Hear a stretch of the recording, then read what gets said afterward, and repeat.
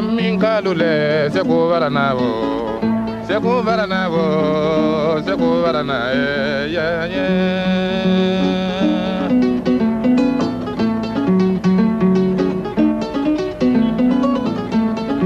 Francine kalule seko varanavo, seko varana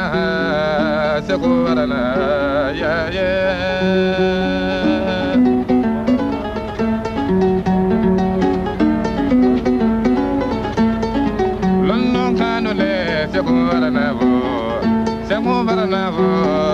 Seko varana, yeah, yeah. Le le le le le le le le le le le le le le le le le le. Seko jalla mulde arama kabo kuya dana mawara anu mole ma yeah.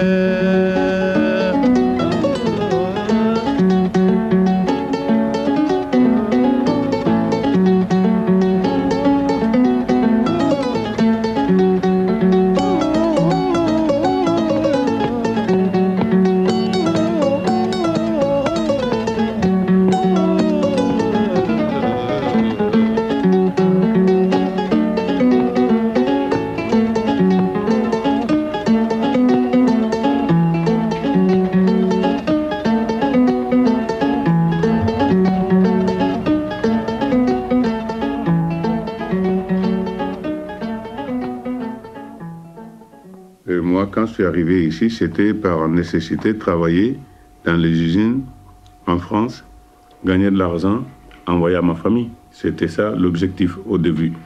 Bon, mais petit à petit, j'ai découvert que gagner de l'argent, aller en Afrique, acheter des vaches, se marier avec plusieurs femmes, c'est très bien, mais ce n'était pas mon fort. Donc, je me suis engagé dans les luttes avec les immigrés pour améliorer les conditions de vie et d'autre part, intégrer, c'est une lutte pour l'intégration surtout des Africains dans les sociétés françaises. Donc j'ai débarqué à Paris en septembre 78, je crois, juste de passage pour aller en Angleterre. Et c'est là où j'ai vu vraiment Paris et j'étais à vrai dire un peu déçu. Quand je voyais toutes ces crottes de chiens partout, tous ces vieux bâtiments, ça n'a vraiment pas grand-chose à voir avec l'image que j'avais de Paris, que je voyais dans les films, ou dans les journaux, ou même dans les livres que je lisais. C'était, tiens, c'est ça Paris. Par contre, je dois quand même dire, ce qui m'a le plus ébloui, c'est mon arrivée, c'était donc la nuit, c'est de survoler une ville avec plein de lumière partout. Moi, je regardais, je me dis, tiens, c'est pas vrai, quoi, tu vois. Il y en a autant parce que, bon, je suis parti du Sénégal, donc à Dakar, tu vois un peu une lumière par-ci, une par-là, mais bon, ça allait quand même. Et puis, on fait escale à Nouakchott, je regarde à travers le hublot, il n'y a même pas d'aéroport. Enfin, si, il y en avait, mais j'avais aperçu une espèce de hangar. Je me dis, tiens, disons. Et puis, on survole la ville, il y avait une lumière à 20 km, l'autre là-bas.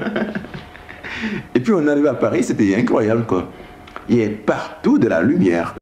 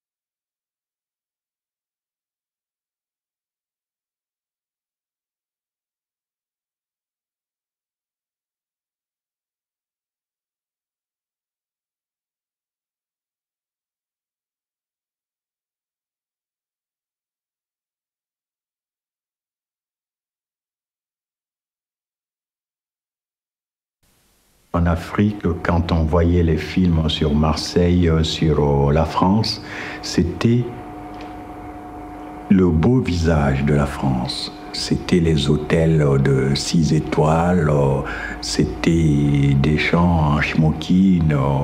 On croyait que la vie était cool en France, alors que la vie est aussi dure en France comme en Afrique. Il y a des pauvres, il y a des poches de misère. Et quand j'ai vu les clochards dormir au Vieux-Port de Marseille, je me suis dit, mais la France, c'est un pays aussi riche, un pays où l'économie est abondante, où les ressources sont abondantes, mais comment ça se fait qu'il y a aussi de la misère? Je suis venue, la première fois que je suis venue en Europe, c'était en 85. Et je suis allée directement en Allemagne. J'ai fait 1 an en Allemagne et la vie ne me plaisait pas trop, je ne connaissais pas du monde. Je ne pouvais pas vraiment danser, enfin vivre comme je voulais. Et par contre, j'avais tous mes amis qui étaient à Paris. Et donc, à ce moment-là, j'ai décidé de venir à Paris. Et je suis arrivée à Paris en 86. Sur une même place, je peux faire la danse traditionnelle ivoirienne, congolaise, guinéenne, brésilienne. Et ça fait beaucoup. Et je ne pouvais pas trouver tout ça chez moi. Donc j'ai eu besoin d'aller ailleurs, dans un endroit où je pouvais le trouver. Ben, j'ai quitté l'Afrique d'abord à 14 ans. Je suis venu en France pendant 2 ans. Après, je suis reparti en Afrique, mais au Sénégal, à Dakar. Je suis resté là-bas 4 ans. Et je suis revenu après en France, à Strasbourg, pour faire architecture. Bon, j'ai fait architecture et depuis 3 ans, je fais du stylisme. Bon, pour le moment, c'est pas encore... j'ai fait pas mal de défilés, donc maintenant, les gens ici à Paris et puis un peu dans le monde, on entend parler de moi et tout, mais bon, c'est pas encore un truc qui... c'est pas une institution, quoi, comme... mais ça va, j'arrive à faire tourner, quoi.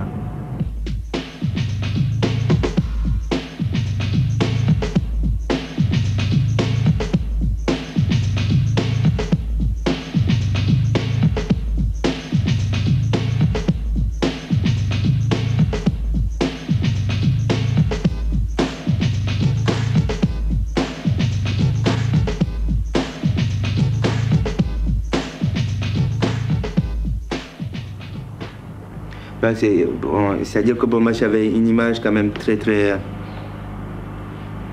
positive, quoi, de la France. Bon, moi, c'est un peu ce qui m'intéressait parce que c'est quand même un lieu où il s'est brassé pas mal de choses. Bon, il y a eu pas mal de mouvements, des cubistes, tous les grands mouvements artistiques ont éclos ici à Paris, quoi. Bon, dans la mode, c'est quand même le lieu de la mode, la France quand même. Je pense qu'à ce niveau-là, c'est déjà, bon, c'est la place internationale où bon, tout le monde passe. Je pense que bon, c'est quand même un centre, à ce niveau-là, c'est déjà plus intéressant, quoi. C'est un métier assez synthétique où tu as besoin de beaucoup de flux. Et bon, comme moi, j'ai fait de la musique, de la peinture, de la sculpture, de l'architecture. Donc, je pense que j'avais besoin un peu de tous ces flux-là pour le canaliser quelque part. Dans la mode, je crois que je l'ai trouvé, quoi.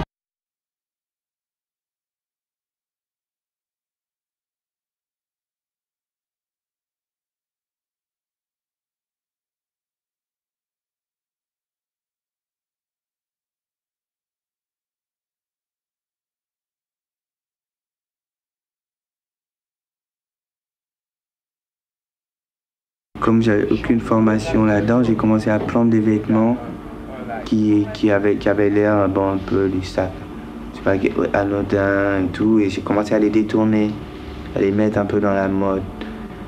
Tu vois, parce que bon, c'est des trucs, des vêtements qui, bon, à la base, comme moi j'utilise beaucoup de chemises, de t-shirts, de jogging, des trucs, bon, des collants.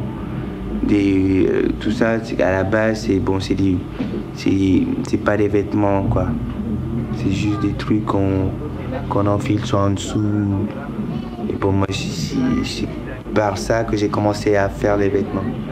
Moi, j'utilise exclusivement, bon, pas exclusivement, mais surtout des tissus extensibles. Donc, bon, c'est un peu la ligne du corps, quoi. Comme c'est des vêtements, c'est près du corps, donc bon, en moulant, tu peux construire un patron sans problème. Tu vois, la mode, c'est aussi, ça stigmatise un peu peut-être des envies, quoi. Et passer au-delà des courants, je pense que c'est un peu passer à côté de ce que veulent les gens. Je pense que quand même c'est intéressant de s'y intéresser, quoi. Oui.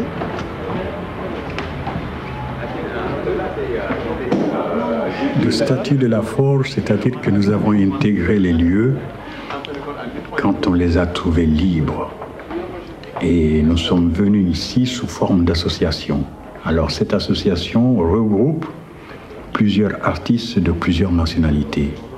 Alors nous travaillons tous ensemble parce que nous avons des locaux qui sont très spacieux, que nous partageons sous forme d'espace. Et chacun est libre dans son espace de travailler comme il l'entend. Alors c'est cette liberté d'action, de circuler, de construction collective, de cette vie communautaire, comme ça a été le cas au Bateau Lavoir, qui était un atelier collectif, où même a travaillé Picasso, Modigliani et pas mal d'autres grands peintres du début du siècle. Alors c'est cette ambiance, c'est cette atmosphère que nous essayons de créer dans les lieux qu'on appelle aujourd'hui des squats d'artistes. Après l'indépendance de l'Afrique, j'ai pris le bateau et je suis venu à Marseille et puis ensuite à Paris. Alors c'est là où j'ai connu ma femme et elle était éprise par les cultures non occidentales et notamment les cultures africaines. C'est elle qui a ouvert mon savoir ou qui m'a fait connaître l'art africain. À chaque fois que je faisais une peinture, elle voyait que cette peinture avait des données africaines. Et comme ces peintures n'étaient pas très élaborées, elles étaient à l'état brut, elle me disait souvent « arrête ». Parce que si tu continues, tu essaies d'élaborer ton travail, tu vas te verser dans un camp qui est le perfectionnisme et qui risque d'enlever tout le charme, toute l'authenticité automatique, naturelle, brute de ton subconscient et tu risques de basculer ailleurs. J'ai écouté ses conseils et je crois que mon comportement d'artiste est dû en majeure partie à elle. Il est vrai que j'avais des dons cachés dans le dessin, dans la sculpture. Alors, c'est elle qui m'a permis d'évoluer sur cette voie.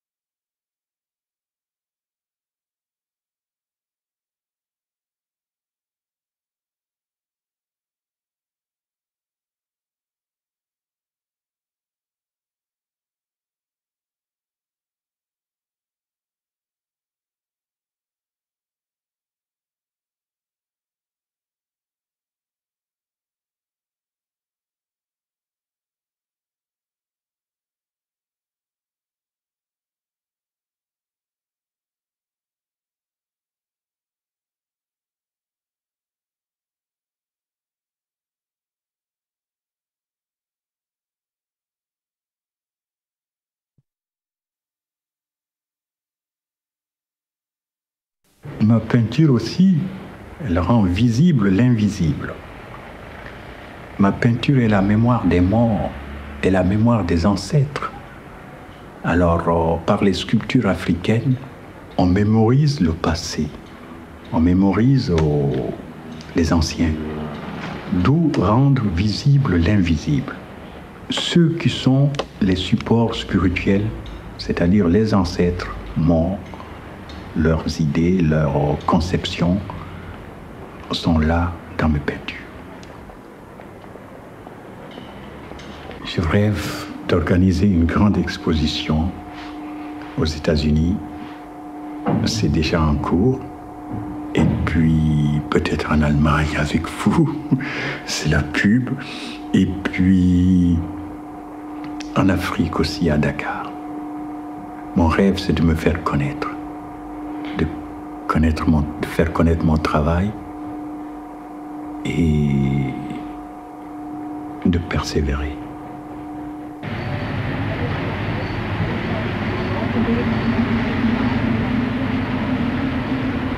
En ce moment, ce que je fais exactement, je fais pas mal de choses, mais toujours dans la danse. Je donne des cours, je fais un brevet d'état de danse, où je prépare un diplôme pour être professeur et plus tard peut-être pouvoir être un chorégraphe. Donc ça demande beaucoup d'efforts et certaines connaissances. Par exemple, je fais de l'anatomie, je fais de la physiologie, je fais de la musicologie, je fais aussi de la pédagogie. Surtout très important parce que moi je suis africaine et j'arrive dans une autre culture qui n'est pas la mienne.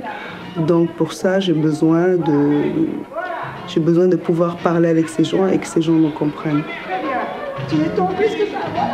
Sinon, j'accompagne des groupes africains qui sont modernes, enfin, soi-disant modernes. Je danse aussi dans des ballets traditionnels, toujours d'Afrique, par exemple de la Guinée, de la Côte d'Ivoire ou du Congo. Et par exemple, cette année aussi, j'ai intégré les Brésiliens. Donc, je fais aussi du brésilien. Bon, dans le cadre de ma formation du brevet d'état, je fais du jazz, du classique, et en plus de toutes les matières qui sont théoriques.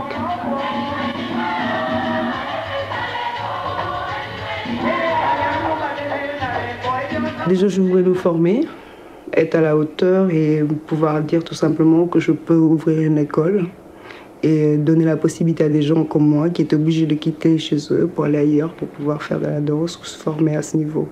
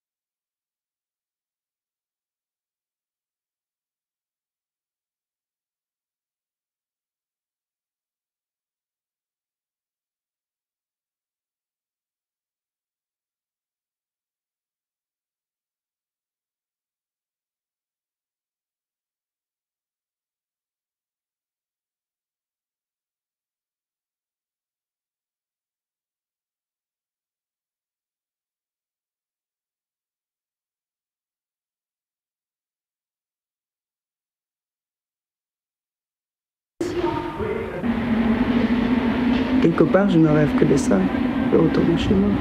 Quand j'aurai fini ma formation et que je serai apte pour ouvrir et diriger une école. Et ça, comme ça demande beaucoup de choses, peut-être qu'il faudra beaucoup de temps, peut-être moins, ça j'en sais rien, on verra bien. En tout cas, lorsque j'aurai 40 ans, j'aimerais être chez moi, ouvrir une école et commencer à exercer. Cela ne veut pas dire que je ne reviendrai plus en France, il n'y a pas de problème, parce qu'à ce moment-là, j'aimerais travailler avec le monde entier, si c'est possible. Quelque part, je me dis que c'est complètement fou, parce que pour moi, c'est un rêve, c'est trop gros, ce qui se passe dans ma tête à ce niveau. Bon, on verra bien, mais il faut rêver justement pour y arriver.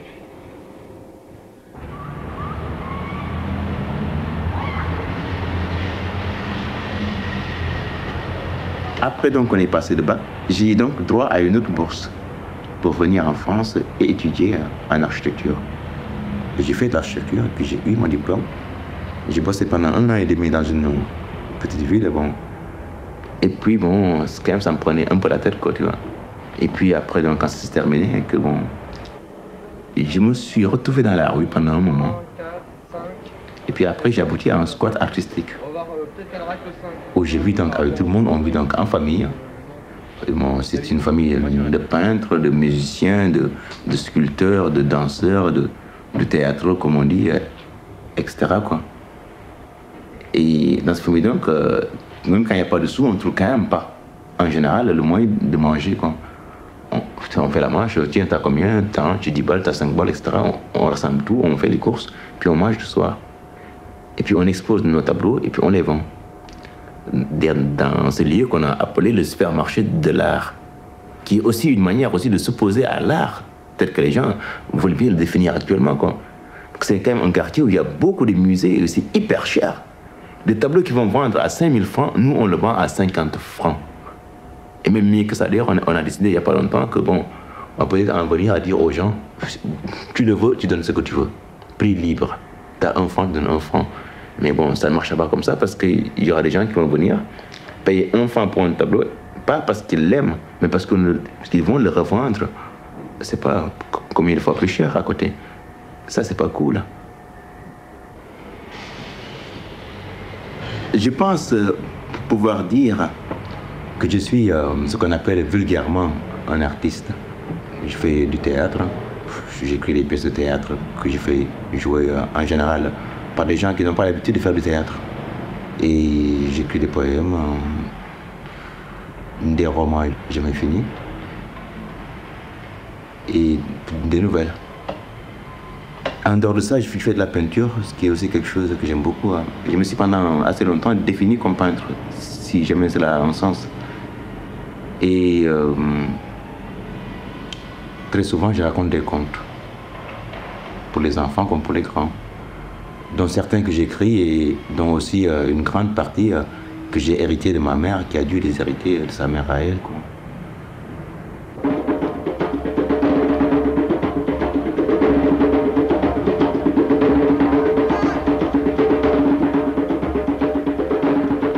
Vivre dans un squat, ça signifie aussi être tout le temps exposé au danger d'être expulsé ou de voir les autres arriver et foutre le feu, ou de devoir débarquer les vigiles avec des matraques. Mais ce qui rend la chose assez passionnante, c'est justement ce fait de vivre ensemble, sachant très bien qu'on est là et qu'on dérange. On est une tribu d'artistes, on voit un bâtiment inoccupé devant plus de 5 ans, avec que des pigeons dedans, on défonce la porte et on s'installe autant qu'on peut pour créer ce qu'on va créer et montrer au monde ce qu'on a à montrer.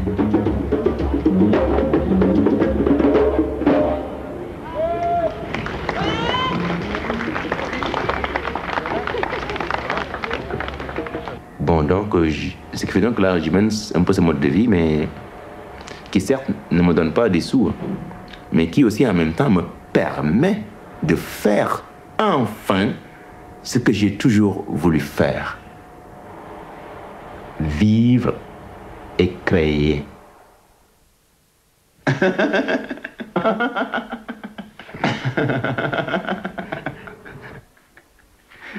Ah, c'est marrant. Africa Fête, on produit des disques. Des disques, par exemple, de Sekou Ramata. On fait des managements de Sekou Ramata et également Salif Keita. Et on fait un festival 1 fois par an qui s'appelle Africa Fête. On fait des animations dans les écoles. On fait des expositions de peinture, de sculptures africaines dans des municipalités françaises, dans des différentes villes françaises. On collabore à des débats, des séminaires avec des intellectuels français sur la question africaine ou le devenir de l'humanité, si tu veux. Alors, l'ambition, c'est d'arriver à compenser d'ici quelques temps qui vient le retard que l'Europe a pris par rapport à l'Afrique. Je m'explique. Et le retard que l'Europe a pris, c'est... Bon, n'importe quel Africain connaît les villes, une grande partie des villes allemandes. On peut bien regarder, il n'y a pas beaucoup d'Allemands qui connaissent, on connaît l'Afrique globalement, mais on ne sait pas où c'est le Sénégal. Très souvent, on n'enseigne pas ça à l'école, tandis que dans nos livres de classe, on apprend ce que c'est que l'Allemagne, la Pologne, la Hongrie, la France. Donc quand c'est de compenser les retards, c'est un peu essayer de donner une vraie civilisation. Les Européens croyaient qu'ils allaient nous civiliser en Afrique, se sont un peu plantés.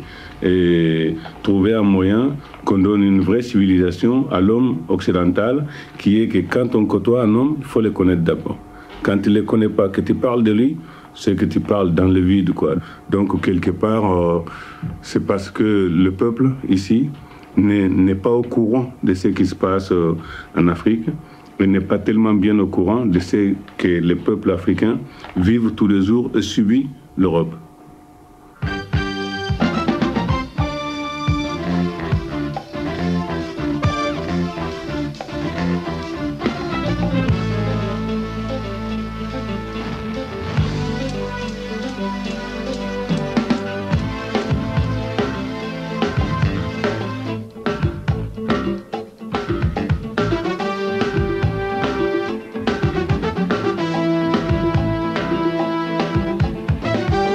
Sugabi,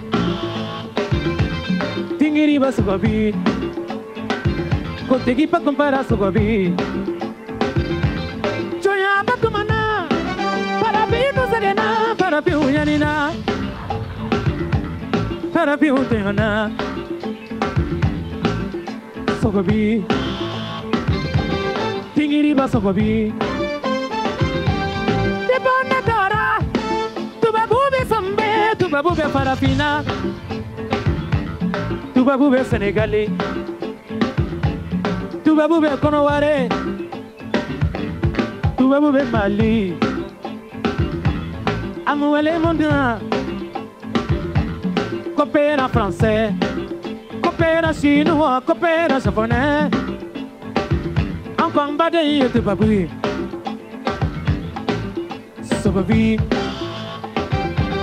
Tigiriba Togobi, Sababi, Tekipa Kumbara Sogobi, Balema Mosonika Molo Fe Umaraye, Sera Sigone Befambe, Sugule Boudella, Togarete, Coca bouger, nous pas bouger, nous pas bouger, pas moyen bouger, nous pas bouger, nous pas bouger. Nous pas bouger, pas moyen bouger, nous pas bouger.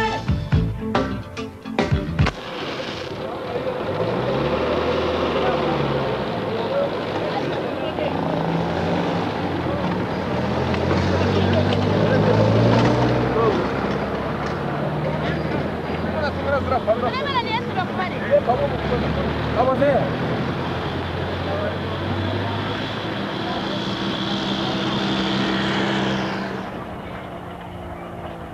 L'Afrique, je la vois grande, je la vois riche de culture, riche de traditions et de matières premières également, mais mal exploitée, mal gérée et mal considérée par les Africains eux-mêmes, par tout le monde. Les Africains eux-mêmes, ils méconnaissent leurs propres valeurs culturelles et autres, comme c'était le cas chez moi il y a 30 ans.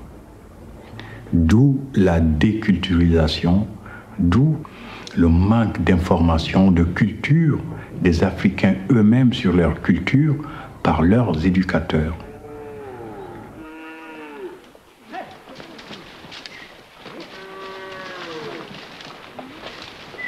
Il y a une solution.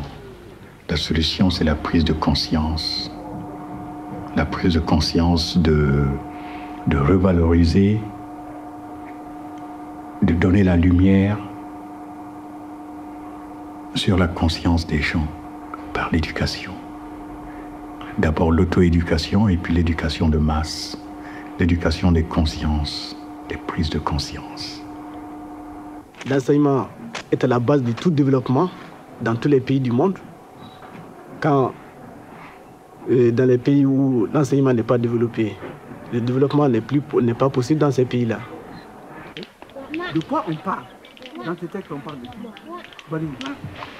Nous persuadons les parents d'élèves à envoyer leurs enfants dans les écoles. Nous leur faisons comprendre l'impact de l'école, les avantages que les parents gagnent à envoyer les enfants à l'école. Quand on envoie un parent, un cultivateur, envoie son enfant à l'école, il est tenu d'assurer les frais de scolarisation de son enfant. Il faut payer les fournitures scolaires,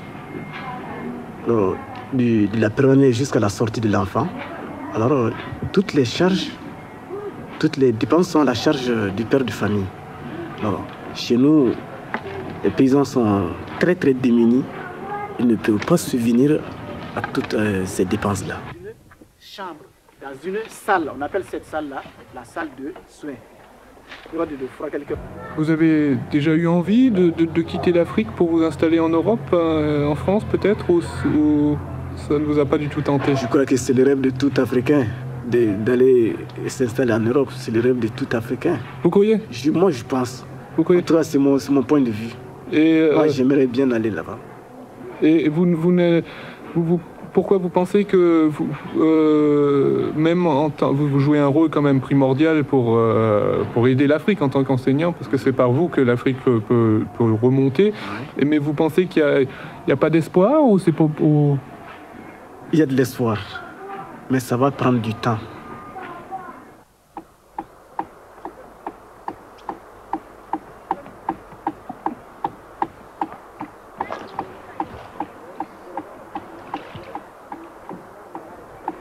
Alors la différence de la vie ici en Afrique, elle est énorme. Déjà, ça n'a rien à voir, ça n'a vraiment rien à voir. C'est-à-dire ici, tu passes ton temps à courir du matin au soir. Quand tu rentres chez toi, tu es tout seul, tu es fatigué, tu es stressé. Déjà, le rythme en Afrique, il est plus lent. Tu vis soit dans une maison avec toute ta famille ou tu vois ta famille tous les jours. Ça n'a vraiment rien à voir.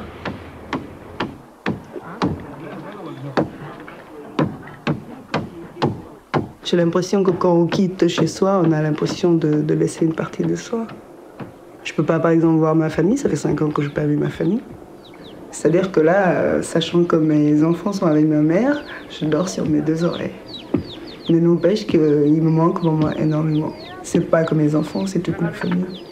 Parce que c'est la famille là-bas, c'est vraiment le noyau. Pour moi, c'est vraiment ma force. Et ça qui fait que, bon, quand c'est très dur ici, quand je pense à eux, ça me fait chaud au cœur. Et ça me donne envie d'aller de l'avant. Quand on part de là-bas, on ne se rend pas compte qu'en venant ici, on fait un sacrifice au niveau de la vie familiale. Parce que là-bas, on a tous les jours la famille. Et si tu veux, quelque part, on ne se rend pas vraiment compte à quoi ça sert la famille. C'est quand on est loin de la famille qu'on se rend compte. Et donc c'est quand je suis arrivée ici que je me suis rendu compte que c'était un sacrifice, mais c'est un sacrifice pour moi-même, c'est pas pour les autres. Parce que si je veux acquérir cette compétence de pouvoir ouvrir une école et de la diriger, il faut que je sois formée pour ça.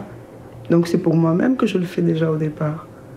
C'est sûr, c'est un sacrifice, mais c'est la vie qui est comme ça. C'est-à-dire que si tu veux quelque chose de bien, il faut donner quelque chose de vrai aussi.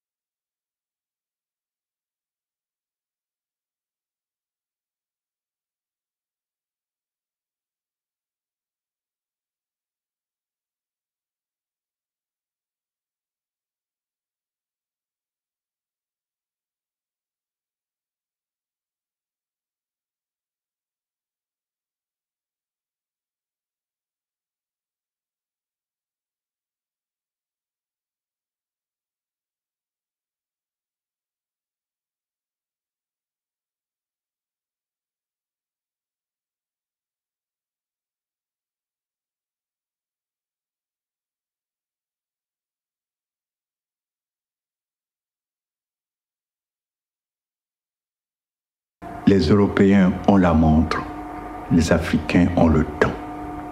C'est-à-dire qu'en Afrique, lorsqu'on entreprend une activité salariale ou une activité artistique ou culturelle, on n'est pas poussé par le temps, on n'est pas limité dans le temps et dans l'espace. On prend son temps. Ils te parlent un peu de l'Europe, les Européens? Ouais, ils me parlent un peu de l'Europe. J'ai même envie d'aller peut-être dans les jours à venir. Tu aimerais aller en Europe? En Europe. Et qu'est-ce qui te retient? Peut-être les moyens financiers. Sinon, s'il n'y avait pas les moyens financiers, J'allais partir.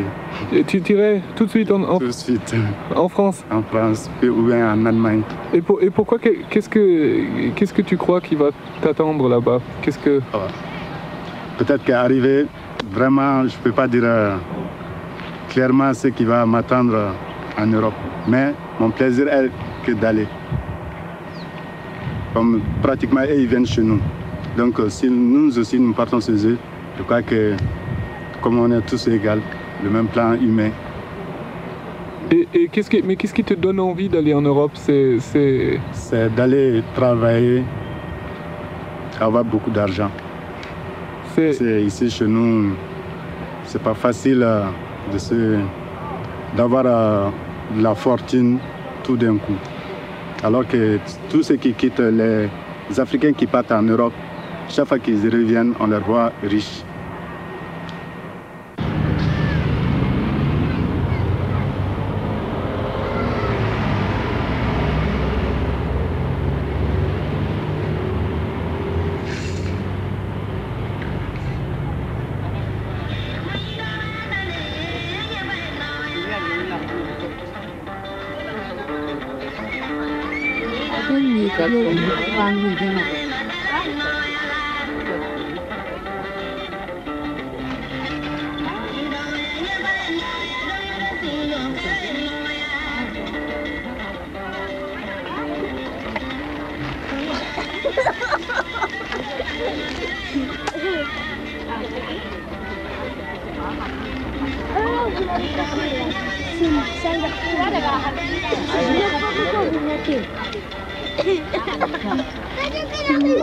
Non, je mens pas.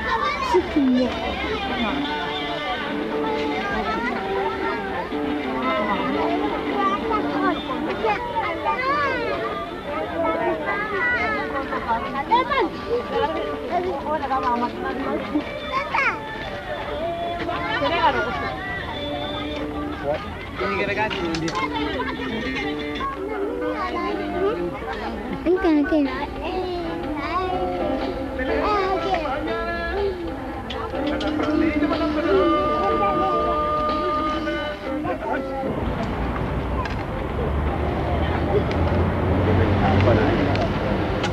Yana da ayis don la cause non kondu mai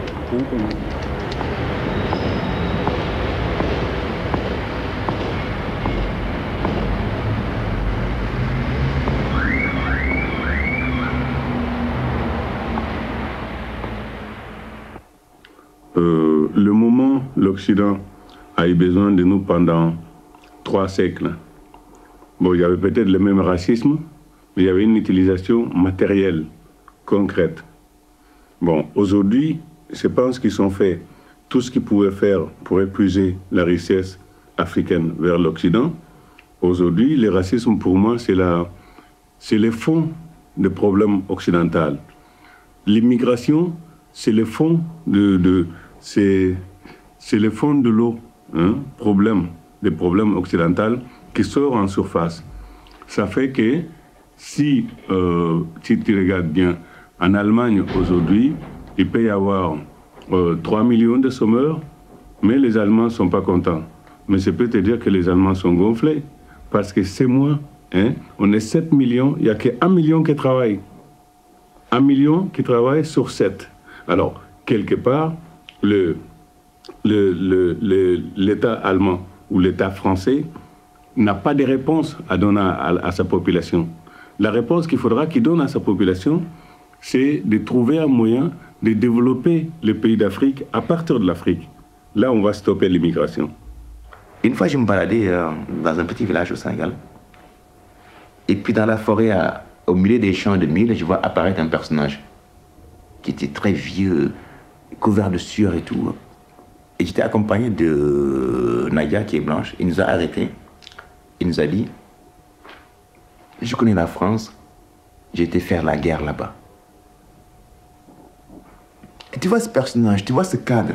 Tu te dis, mais tiens, au monde, mais comment est-ce possible que cet homme-là aille faire la guerre en France? Pourquoi? Aller là-bas pour tuer d'autres hommes, en risquant de se faire tuer.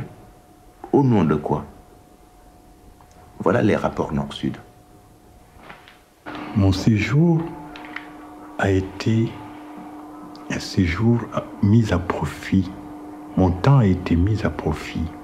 Alors, j'ai récolté de bonnes choses en Occident que je pourrais transmettre à l'Afrique, dans l'éducation, dans l'apprentissage. Il y a des techniques, il y a des données en Afrique qui peuvent s'adapter à la culture occidentale. Je veux dire, l'Afrique, ouais, je pense que je veux faire quelque chose. Parce que c'est un peu pour tous les laisser pour compte, tu vois. Je pense que bon, il y a beaucoup de problèmes. Si moi je peux apporter quelque chose, ça peut être super bien.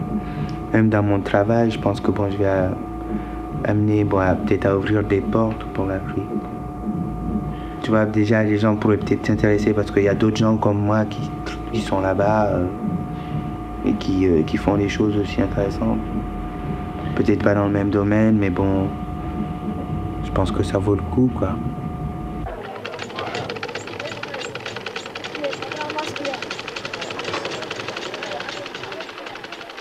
L'Afrique, bon, c'est un peu le côté exotique qu'on voit, quoi. Mais bon, ce qu'elle peut apporter au monde, on s'en fout. À part toutes les matières premières qu'on peut puiser. Mais bon, je pense que bon, à un niveau humain, il y a beaucoup de choses intéressantes.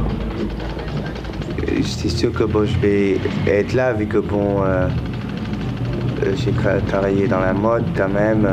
Paris, c'est quand même le lieu le plus opportun, quoi, pour ça. Mais bon, ça ne veut pas dire que je vais m'enfermer ici toute ma vie durant. Moi, j'aime bien voyager, aller ailleurs. Bon, et puis bon, l'Afrique, si j'ai besoin de l'Afrique, quoi, j'ai envie d'aller travailler là-bas aussi. Même ça peut m'inspirer, quoi.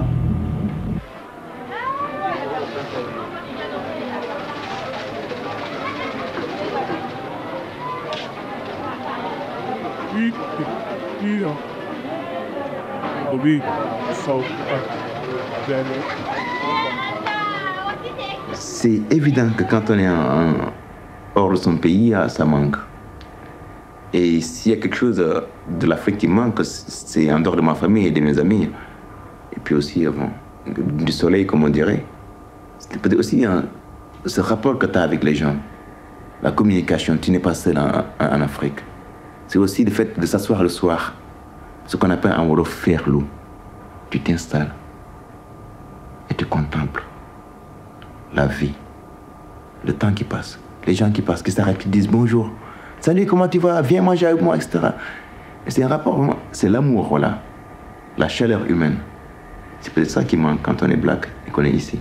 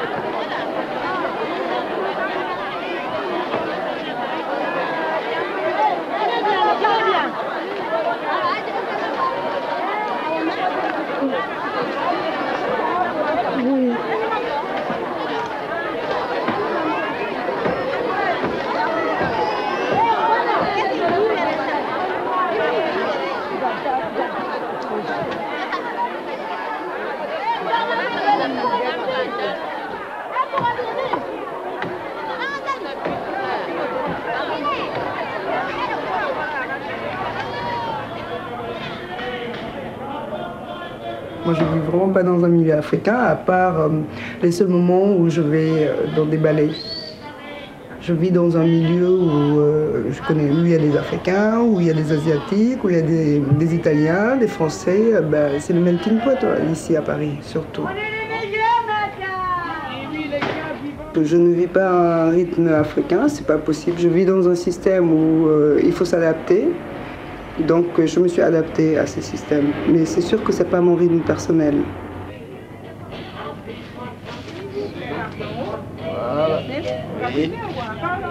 Pour vraiment dire, je ne suis pas heureuse de vivre une vie comme ça.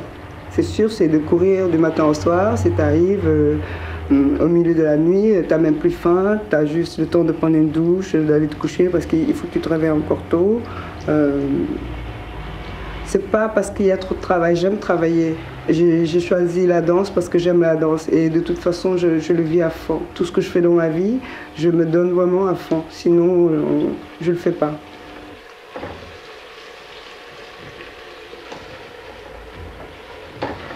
Ici, tu peux tout avoir, un super appart, une télé, un magnétoscope, la musique, tout ce que tu veux. Tout est automatique ou électrique, mais d'un autre côté, tu es tout seul. Ce qui veut dire que moi, quand je me sens seule chez moi, c'est pas ma télé qui va me prendre dans ses bras.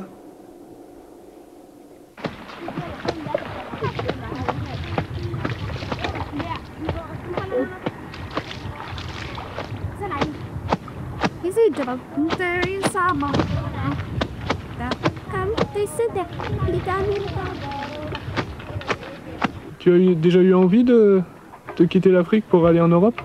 Ah oui, j'ai toujours envie. Mais jusqu'à aujourd'hui, je n'ai pas eu la chance d'aller. Mais j'espère un beau jour, j'aimerais bien voir l'Europe. T'aimerais bien le voir ou y rester? Pas rester, mais pour voir, parce que même si tu vas dans les pays étrangers, tu peux rester pour certains temps, mais pour vivre tous les temps. Un jour, tu as mal du pays, c'est normal.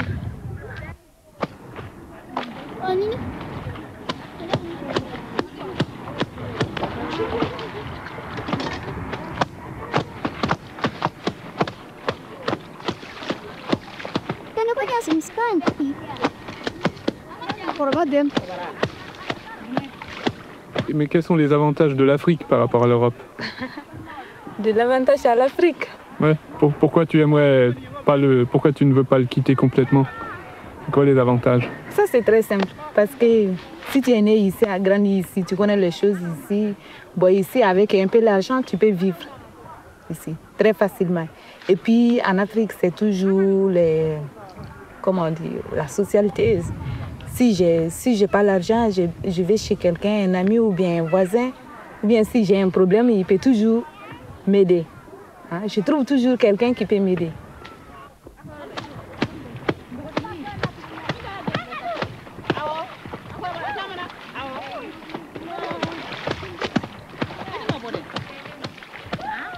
Si je vivais toute ma vie en France, ce serait dans la campagne française qui ressemble à l'Afrique.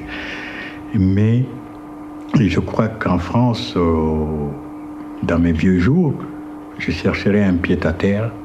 J'irais travailler en Afrique, dans l'art, dans mes toiles. Et puis, tous les 4 mois, je retournerais en Afrique. Et puis, je ferais le va-et-vient entre l'Europe et l'Afrique pour pouvoir exposer, pour me ressourcer des données culturelles.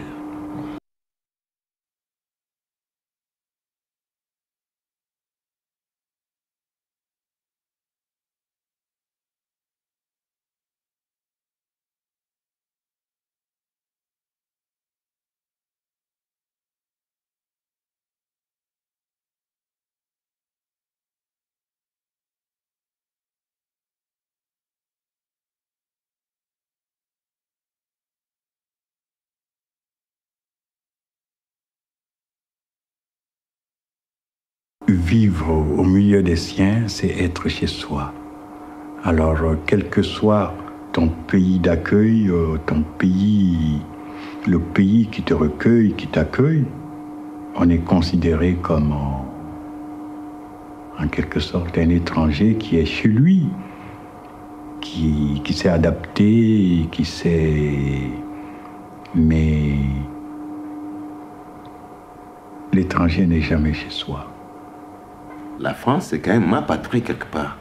Ça fait 12 ans que je suis, j'ai grandi, tous mes amis y sont, je connais plein de monde. Donc j'aimerais bien pouvoir aller chez moi et revenir parfois. Ne serait-ce que pour voir mes amis. Parce qu'en fin de compte, c'est aussi une partie de ma vie très importante.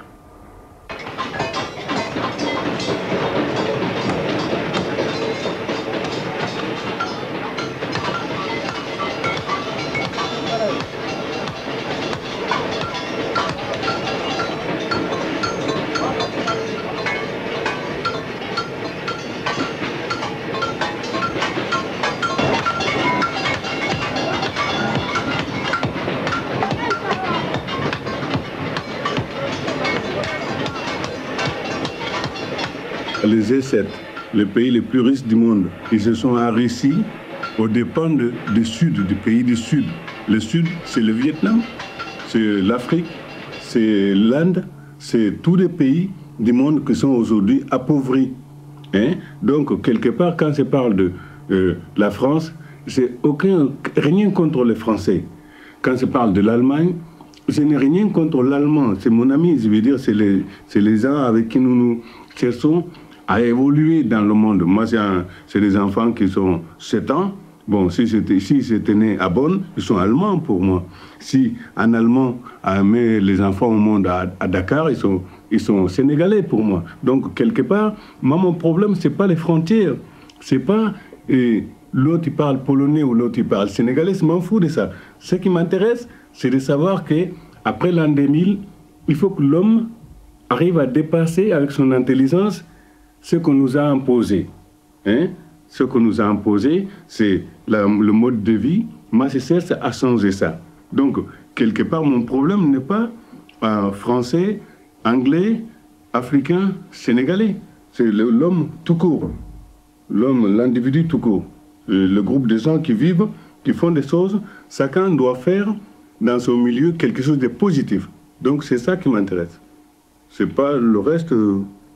Je veux dire, ça ne dit pas que les Africains, c'est des anti-gentils. Il y a des Africains qui ont des milliards de francs en banque suisse. Et les Africains, Mali, tu vas là-bas, c'est la sécheresse presque tous les jours. Tu vas trouver dans des maisons des Africains, il y a des Africains qui ont des piscines chez eux. Mais il y en a d'autres qui n'ont même pas d'eau à boire. Donc moi, ce n'est pas une question contre les Blancs. C'est une question d'état d'esprit contre...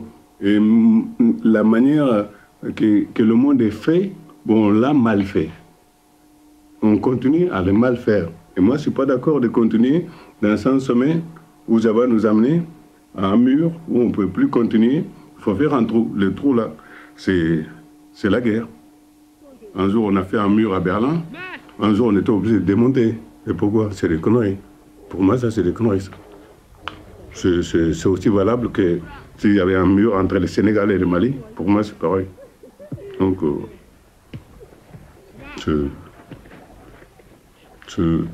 mon problème, moi, c'est pas autre chose déjà. Vous revenez après.